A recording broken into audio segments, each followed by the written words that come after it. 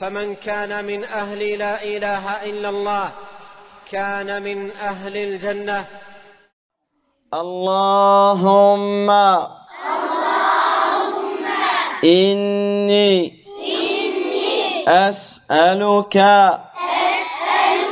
علما نافعا ورزقا طيبا وعملا متقبلا. اللهم إني أسألك علما نافعا ورزقا طيبا وعملا متقبلا. اللهم إني أسألك علما نافعا ورزقا طيبا وعملا متقبلا. Alors les enfants, ce dua, cette invocation, ce que nous venons de réciter, le prophète Mohammed sallallahu alayhi wa sallam répétait cette invocation tous les matins. À chaque fois qu'il faisait la prière du subh, qu'il faisait la prière du subh, à la fin de sa prière, il faisait les adhkar, les du'a, les adhkar que l'on fait après la prière, et ensuite il disait cette invocation tous les matins. Parce que cette invocation, elle est très très importante. Et à partir d'aujourd'hui, chacun d'entre vous, il va répéter ce du'a tous les matins de toute sa vie. Et on va essayer ensemble de l'expliquer, de comprendre ce que le prophète Mohammed sallallahu alayhi wa sallam disait et de comprendre ce qu'il nous a enseigné. Déjà, la première chose à comprendre, c'est l'importance de demander ce que j'ai besoin à Allah. Comment ça s'appelle quand je demande ce que j'ai besoin à Allah? Comment ça s'appelle? Narfa'ul aydi qabla an natakallam. On lève la main avant de parler. Naam? Un dua. Très bien. Et en français, c'est quoi un dua? Comment ça veut dire quoi? Naam? Oui? Une invocation. Très bien. Et une invocation, c'est une demande. Mais le terme que l'on va utiliser, c'est ça. C'est une invocation. Ça veut dire quoi? Ça veut dire que je demande ce que j'ai besoin à qui? Allah. Pourquoi je demande à Allah? Parce qu'Allah, tabaraka wa ta'ala, c'est lui qui possède tout ce qu'il y a dans les cieux et sur la terre. C'est lui le roi des rois, subhanahu wa ta'ala. Qui voit tout? Allah. Qui entend tout? Qui contrôle tout? Allah. Qui gère tout? Allah. Qui est le plus puissant? Allah. Le plus grand? Allah. Et qui répond à mes invocations lorsque je lui demande? Allah. Subhanahu wa ta'ala. C'est Allah subhanahu wa ta'ala. Ça veut dire qu'en réalité, il ne doit pas se passer une journée, une matinée, même une soirée, sans que je demande ce que j'ai besoin à Allah. Puisqu'Allah, tabaraka wa ta'ala, vous savez ce qu'il dit dans le Coran? وَإِذَا سَأَلَكَ عِبَادِي عَنِّي فَإِنِّي قَرِيبٌ. Et lorsque mon serviteur t'interroge sur moi, je suis proche. Allah, il est proche de nous. Ça veut dire qu'Allah, il nous voit, il nous entend, il sait exactement ce que nous pensons, ce que nous faisons. il voit tout, il sait tout, subhanahu wa ta'ala. Ça veut dire qu'Allah Azza wa Jal, il est proche par sa science. Sinon, Allah tabaraka wa ta'ala, il est au-dessus, tout en haut, au-dessus de son trône, subhanahu wa ta'ala. Et vous savez les enfants, que celui qui ne demande pas ce qu'il a besoin à Allah, Allah va se mettre en colère contre lui. Le prophète sallallahu alayhi wa sallam, il dit « Man lam yas'alillah yaghdabu alayhi » Celui qui ne demande pas ce qu'il a besoin à Allah, Allah se met en colère contre lui. Subhanallah. Regardez la différence entre le Seigneur de l'univers, Allah subhanahu wa ta'ala, et nous. Si quelqu'un il vient te voir, un exemple, durant la récréation, il vient te voir et il te dit « Cyrine, donne-moi ton goûter. » Oh là là. Bon, peut-être, allez, tu vas être généreuse, tu vas lui donner une fois. Le lendemain, il revient, il te dit encore « Donne-moi ton goûter. » Bah, dire c'est bon, je te l'ai déjà donné. Il revient encore, donne-moi ton goûter. Oui, il vient voir Mohammed et lui dit, Mohammed, s'il te plaît, donne-moi ton popite. J'ai pas de popite, donne-moi ton popite. Mohammed, il va dire, bon allez, je vais être généreux, tiens. Le lendemain, il te voit un autre popite, il te dit, donne-moi ton autre popite. Bah, il arrive un moment, qu'est-ce que vous allez lui dire? Ça veut dire c'est bon, va t'en acheter un, va demander un popite, demande une clémentine à tes parents, ou je sais pas, tu vois. Il arrive un moment où tu vas te mettre en colère, c'est vrai. À chaque fois, il me demande. C'est vrai ou c'est pas vrai? Par contre, Allah, subhanahu wa ta'ala, si tu lui demandes rien, eh ben il se met en colère contre toi. Parce qu'Allah Azza wa Jal, tu peux tout lui demander. Tu lui demandes tout le temps, tous les jours, tout le temps. Et à chaque fois que tu lui demandes, il te répond. Puisqu'Allah Azza wa Jal, il dit « Ujibu da'wata da'i idha da'an » Je réponds à l'appel de celui qui m'invoque lorsqu'il m'invoque. « Falyastajibu li » Ça veut dire qu'Allah, subhanahu wa ta'ala, il aime que tu lui demandes des choses. Donc, tout le temps, à chaque fois, à chaque moment, tu as besoin de quelque chose, tu lèves tes mains. Levez vos mains. Et vous demandez ce que vous avez besoin à Allah, tabaraka wa ta'ala. Et parmi les plus belles choses que l'on peut demander à Allah, c'est ce que le prophète Mohammed, sallallahu alayhi wa sallam, a demandé. Et notamment, tous les matins, vous savez ce qu'il demandait? Il disait, alors quand on lève nos mains, c'est comme ça. C'est pas comme ça. D'accord? C'est comme ça. Faites bien le geste. Quand on fait des du'as, c'est comme ça que je demande à Allah. Et il disait Allahumma inni as'aluka ilman nafi'a wa rizqan tayyiba wa amalan mutaqabbala.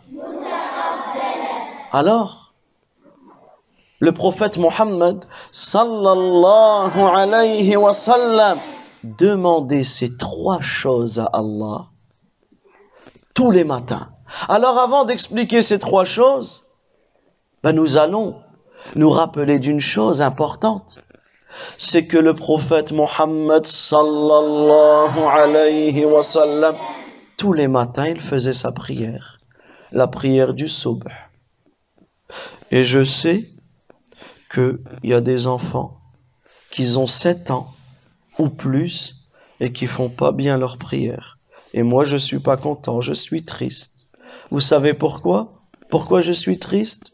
Parce que le musulman, il doit être triste lorsqu'il voit quelqu'un qui ne fait pas correctement sa prière. Parce que la prière, c'est quoi? C'est un lien direct que tu as avec Allah. La prière, c'est la plus belle chose que tu peux faire dans ta vie. La prière, elle est une preuve de l'amour. Elle est une preuve de la foi que tu as envers Allah tabaraka wa ta'ala. Est-ce que vous trouvez normal que quelqu'un il veut aller au paradis mais il fait pas sa prière? Non. Est-ce que vous trouvez ça normal? Non. Il veut aller dans le paradis qu'Allah il a préparé, mais il ne fait pas la prière qu'Allah il lui a ordonnée. Alors que dès que j'ai 7 ans, je fais mes prières. Et à 10 ans, je ne dois rater aucune prière parce que cela devient quelque chose d'obligatoire. Et Allah, il nous a rendu obligatoire combien de prières dans la journée? 5. Qui va faire ces 5 prières? On dit Ana bi'awnillah. On demande à Allah de nous aider. C'est pour cela que lorsque à la mosquée il y a l'adhan, lorsque le mu'adhin dit hayya ala salah, venez à la prière, qu'est-ce que l'on dit? On dit la hawla wa la quwwata illa billah. Parce que lorsque tu dis la hawla wa la quwwata illa billah, tu demandes à Allah de t'aider. Tu demandes à Allah de t'aider à accomplir cette prière. Donc les enfants, à partir d'aujourd'hui, tout le monde va faire ces 5 prières. Regardez l'heure des prières, ils sont ici. Donc lorsque vous vous réveillez, la première chose que l'on fait, on fait le dua lorsque l'on se réveille. On dit Alhamdulillahi alladhi ahyani ba'dama amatani wa ilayhi an-nushur. Ensuite, tu fais tes ablutions. Si tu as réussi à te réveiller juste avant l'heure du Fajr, dans ce cas-là, tu pries la prière de nuit. Parce que la prière de nuit, ça fait partie des plus belles choses que tu peux faire. Tu pries juste avant le Fajr. 1 raka'at, ou 2 et 1, ou 2, 2 et 1, etc. Tu demanderas à tes parents, ils t'expliqueront. Et celui qui prie la prière de nuit, il sera beau le jour. Il aura un beau visage. Ensuite, il y a la prière du Fajr. Donc là, tu pries la prière du Fajr en son heure, et là, tu auras gagné ta journée. Alors que la journée, elle n'a même pas encore commencé. Tu verras que tu seras sous la protection d'Allah, tabaraka wa ta'ala. Donc, on termine cette intervention par expliquer ces 3 choses. On a dit que tous les matins, le prophète Mohammed sallallahu alayhi wa sallam demandait à Allah 3 choses. La première chose, c'est quoi? C'est ilman nafi'a. La deuxième chose, c'est rizqan tayyiba. Et la troisième chose, c'est amalan mutaqabbala. Ou amalan saliha. Alors la première chose, ilman nafi'a. Le prophète sallallahu alayhi wa sallam, il demande à Allah une science utile. Il demande à Allah de lui accorder un savoir utile. Ça veut dire que tous les jours, je dois apprendre quelque chose. Je ne peux pas rester un jour sans apprendre quelque chose. Et la meilleure chose que je peux apprendre, c'est quoi? La meilleure chose que je peux apprendre, c'est apprendre à connaître Allah. Et comment je peux connaître Allah? En lisant le livre d'Allah. Et comment il s'appelle le livre d'Allah? Le Qur'an. C'est pour cela que chaque jour, je dois lire le Coran. Chaque jour, je dois réviser les sourates que j'ai appris. Surtout là, vous êtes en vacances. Ça veut dire que vous êtes en vacances, mais les vacances, c'est pourquoi? C'est pour votre école. Mais est-ce qu'il y a des vacances pour le Coran? Non. Non, il n'y a pas de vacances pour le Coran. Même si pendant les vacances, vous n'avez pas de cours à la mosquée, mais il faut profiter de ces vacances pour réviser. Il faut profiter de ces vacances pour écouter le Coran, écouter des cours qui expliquent le Coran, pour réviser vos sourates et surtout pour appliquer. Tout ce que tu apprends, tu dois l'appliquer. Alors comment je fais pour appliquer les sourates que j'apprends? Un exemple, lorsque je récite وَمَا أُمِرُوا إِلَّا لِيَعْبُدُوا اللَّهَ مُخْلِصِينَ لَهُ الدِّينَ حُنَفَاءَ. Lorsque je récite cela, je dois savoir qu'Allah tabaraka wa ta'ala m'a demandé de l'adorer lui, uniquement sans rien lui associer. Lorsque je récite إِيَّاكَ نَعْبُدُ وَإِيَّاكَ نَسْتَعِينَ, je dois comprendre que c'est la parole La ilaha illallah. Ça veut dire que je dois adorer que Allah. Quand je fais des invocations, je dois les faire pour qui? Est-ce que je peux lever mes mains et demander, faire des du'a pour le prophète sallallahu alayhi wa sallam? Non. Est-ce que je peux faire des du'a pour un ange? Quand je demande quelque chose, je le demande à Allah subhanahu wa ta'ala. Donc, retenez les enfants, la première chose que le prophète Mohammed sallallahu alayhi wa sallam demandait tous les matins, c'était une science utile. Parce qu'en réalité, c'est la chose la plus importante. Parce qu'avec la science, avec le fait de connaître le Coran et de connaître la Sunna, les paroles du prophète Mohammed sallallahu alayhi wa sallam, tu vas savoir distinguer le bien du mal. Tu vas connaître ce qui est bien et ce qui est mal. Tu vas connaître ce qui est bon et ce qui est mauvais. Tu vas savoir ce que je peux faire et ce que je ne peux pas faire. D'accord les enfants? La deuxième chose que le prophète Mohammed sallallahu alayhi wa sallam demandait, c'est rizqan tayyiba. Une bonne subsistance. Parce que les enfants, vous savez, que lorsque vous rentrez dans votre cuisine et que vous ouvrez le frigo et que vous voyez tout ce qu'il y a dans votre frigo, les yaourts, il y a quoi dans vos frigos? Des yaourts, du fromage, du jubn, de l'eau, alma, des légumes, du lait. Oui.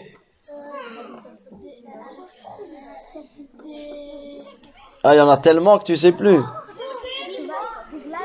Naam. Des céréales. Du piment. Ouh là là là là là là. Anas. Des dattes. Très bien, mashallah. Ahsantum. Alors c'est bon, je vais pas faire le frigo de tout le monde, vous êtes beaucoup. Des épices, des poivrons, des glaces, du qosbour. Alhamdulillah. Arrêtez, vous allez me donner faim. Alors on reprend et on termine. Toutes ces choses-là, les enfants, toutes ces choses qu'il y a dans votre frigo, est-ce que vous pensez qu'il y a quelqu'un derrière le frigo qui les met? Qui vous a donné tout cela? C'est Allah Azza wa Jal. Mais vous allez me dire, mais non, qui a acheté c'est tes parents. Mais qui a permis à tes parents d'avoir cet argent pour t'acheter cela? C'est Allah Azza wa Jal. Ça veut dire que pour toutes ces bonnes choses, tous ces bons aliments, vous devez remercier Allah. Vous devez remercier Allah. Vous devez remercier Allah. Subhanahu wa ta'ala.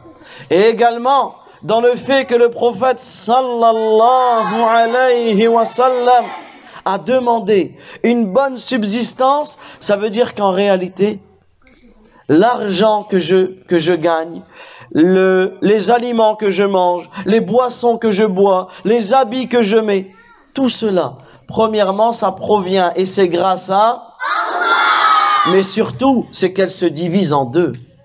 Il y en a qui sont bons, il y a des bons aliments, il y a des bonnes boissons, il y a des bons habits, mais il y en a des mauvais. Il y a des mauvais aliments, que je ne peux pas manger. Il y a des aliments que je ne peux pas manger. Dans ce cas-là, je ne le mange pas. Même si c'est bon. Il y a des boissons que je ne peux pas boire. Je ne peux pas les boire. Même si c'est bon et ça me donne envie. Il y a des habits que je ne peux pas mettre. Je ne les mets pas, même s'ils sont jolis. D'accord? Donc je dois toujours demander à Allah de me donner les plus belles, les plus bonnes des choses. Et ensuite on termine sur le fait que le prophète Mohammed sallallahu alayhi wa sallam a dit wa amalan saliha. Ou dans la version du hadith que l'on a appris, Zaïd s'il te plaît, il dit wa amalan mutaqabbala. Tu demandes à Allah une action, un acte, une adoration qui est acceptée auprès d'Allah tabaraka wa ta'ala. Parce que ce ne sont pas toutes les œuvres, toutes les bonnes choses que je fais qu'Allah il me récompense et qu'il m'accepte. Ça veut dire que pour qu'Allah accepte mes adorations, je dois remplir deux choses. Mettez vos doigts comme cela. Retenez cela. La première chose, c'est quoi? C'est que la prière que je fais, les invocations que je fais, je les fais pour qui? Je suis sincère, je le fais pour plaire à Allah. Si je fais la prière, c'est pas pour mes parents. Si je viens à la mosquée, c'est pas pour mes parents. Non, si je fais la prière, c'est pour Allah. Si je viens à la mosquée, c'est pour plaire à Allah. Et la deuxième chose, c'est que tout ce que je fais, je le fais comme le prophète Mohammed sallallahu alayhi wa sallam. Je le fais comme lui, il l'a fait. Je prie comme il a prié. Répétez, je prie comme il a prié. Je jeûne comme il a jeûné. Je parle comme il a parlé.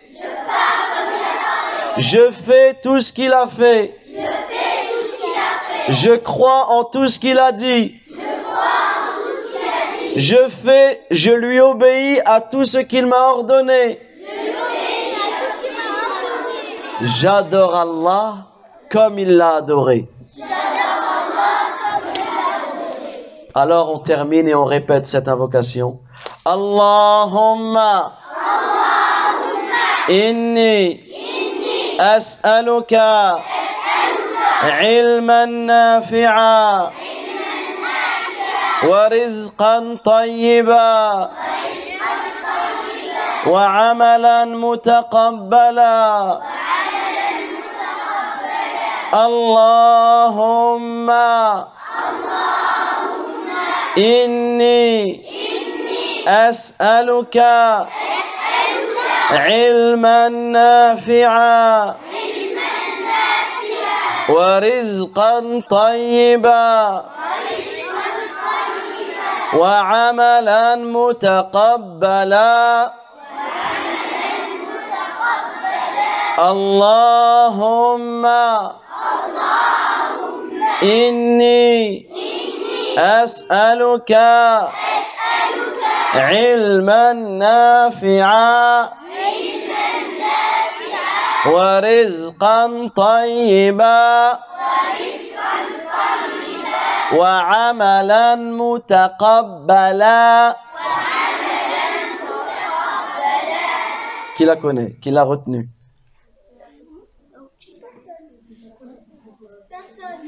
Qui pense réussir à la dire? Anas? Non? Tu t'es rétracté? Tasnim? Vas-y, viens. Bah, tu essayes? Bah, essaye. C'est pas grave. Alors, qui veut bien essayer? Même si on se trompe, c'est pas grave. On a le droit de se tromper. Oui, tu peux venir. D'accord? On a le droit de se tromper, les enfants. Mets-toi ici, derrière. Voilà. On t'écoute. Prends-le. Je vais t'aider.